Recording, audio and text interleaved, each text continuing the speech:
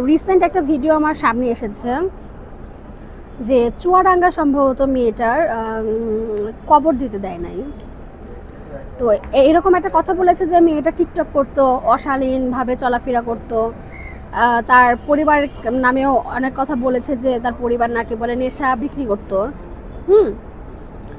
তো এই কথাগুলো আজকে কেন উঠতেছে, রাইট? আমার কথা এই কথাগুলো আজকে কেন উঠতেছে? এই ধরনের সামাজিকতার পরিপ্রেক্ষিতে কথা বলতে আমার বেশি ভালো লাগে।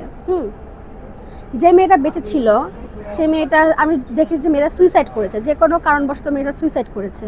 তো করার পরে মেয়েটাকে দাফন করতে দেওয়া হচ্ছে না, মেয়েটাকে কবর দিচ্ছে না। এমন ইভেন সাংবাদিকরা এইভাবে প্রশ্ন করে, মানে সাংবাদিকরা এইভাবে প্রশ্নটাকে তুলে ধরেছে যে মেয়েটা অশালীন, নাচতো, টিকটক করতো, তারপর তার পরিবার নাকি নেশা বিক্রি করতো। এতদিন সমাজ কোথায় ছিল? যে ব্যক্তিগুলো আজকে কবর দিতে দিচ্ছে না সে তো মারা গেছে, তার কবর দেওয়া হলেই কি আর না হলেই কি? আমার কথা একটাই, যে তার শরীরটাকে এখন দাফন করতে দিলেই কি না করতে দিলেই কি? সে যখন বেঁচে ছিল তখন তাহলে আপনারা কেন বলেন নাই? ও তার মানে আপনারা খুব সুন্দর করে তার নাচগুলো দেখছেন, তার ভিডিওগুলো দেখছেন, তার নাচগুলো দেখছেন।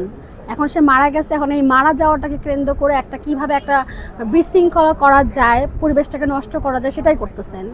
কেন এতদিন ধরে যে তার পরিবার নেশা বিক্রি করতো তখন আপনারা সামাজিকভাবে সেটা প্রোটেস্ট করতে পারেন নাই?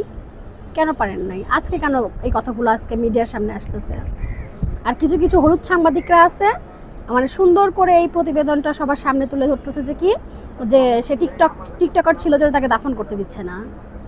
এইগুলো কথা না বলে সাংবাদিকরা যদি এই প্রশ্নগুলো তাদেরকে করতো যে আপনারা এতদিন কোথায় ছিলেন, যে তার পরিবার নেশা বিক্রি করতো, যে টিকটক করতো, এতদিন কোথায় ছিলেন, আপনাদেরকে কেন এতদিন পাইনি, এইভাবে যদি ভিডিওটা করতো তাহলে আমার কাছে মনে হয় বেশি ভালো হতো।